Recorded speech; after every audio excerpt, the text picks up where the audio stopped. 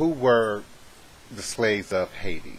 And ultimately, who were the slaves of America? Who were the slaves of the U.S.? And I think that is a very powerfully critical question to how we address our spiritual and indigenous practices, but also how we further move forward in a wholesome, healthy way with our teachings, and be able to pass that information, that wisdom, that ashe down to the next generation.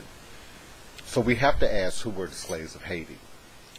Slaves traded from Africa have been sort of stereotyped as having been criminals, debtors, captives of war, if you will. But first and foremost, we must clarify that they were farmers. They were agricultural. They were peasants.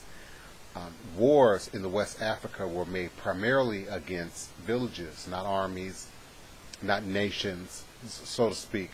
And even those captured on the field of battle were typically farmers, gatherers, peasants, village people, if you will, levied by their king for ransom, for value, for power, if you will, under the threat of his own death and under the threat of European army and invasion. And of course, the Arabs as well. And we're going to do a whole show on just Arab enslavement. I think that's often overlooked in the whole discussion about voodoo and slavery and attempts to sort of bastardize tradition within itself. So we have to look at who were the enslaved. What was their real value? Where were they coming from? Quite often they were being taken from regions that had some natural connection to the resources that the European wanted to cultivate here. Yams, popcorn, corn, cotton, raising of animals and cattle, and producing wool and all the other resources that played a critical role into why we were being put into this production, being utilized as machinery, as slaves in this production. And so we have to look at who were the slaves, who was being enslaved, where were they being taken from. And again, I reiterate, Fan, Iwe, the Akan, the Yoruba, the Igbo, and many others from northwest Africa and those coastal regions, even as deep into the Congo and Central Africa. So with this tide of culture and tradition and diversity was also a tide of tradition and diversity as it related to voodoo and indigenous practice and tradition, ancestral worship, who our deities were. And that has changed generationally.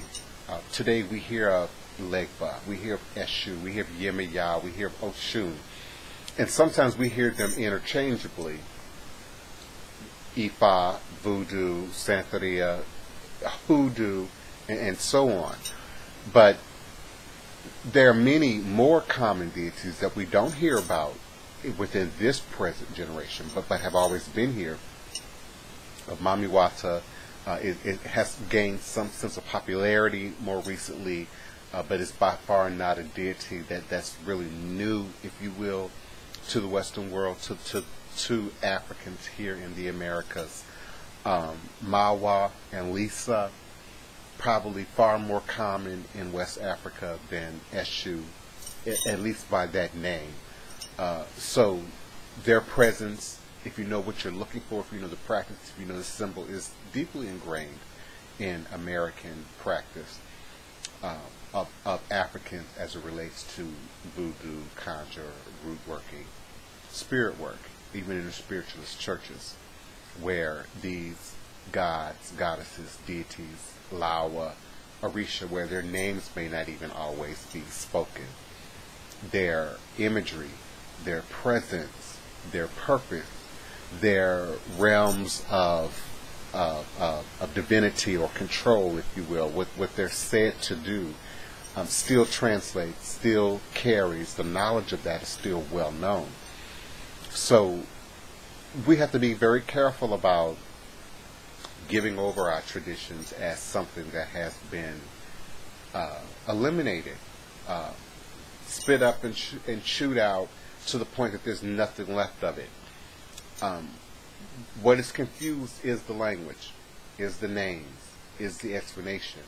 But we can smoothly trace many of these practices and these deities back to their origins in West Africa.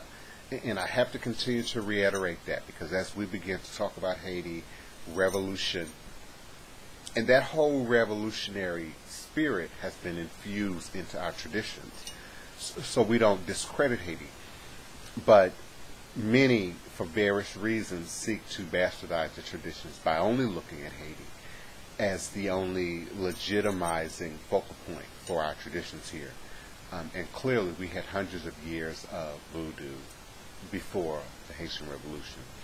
And we will continue that topic and that discussion moving forward.